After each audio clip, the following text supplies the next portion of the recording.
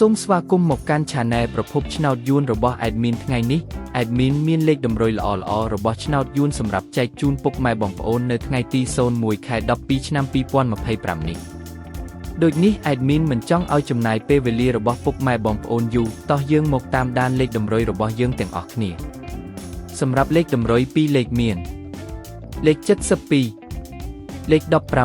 19សម្រាប់លេខតម្រុយអូស2លេខមានលេខតម្រុយទី1អូស70និងលេខតម្រុយចុងក្រោយអូស10សម្រាប់លេខតម្រុយ3លេខមាន417គុណនិង275គុណសម្រាប់លេខតម្រុយថ្ងៃនេះ Admin សូមជូនពរឲ្យពុកម៉ែបងប្អូនជួបតែសំណាងល្អទាំងអស់គ្នាហេងមានលាភមានជ័យ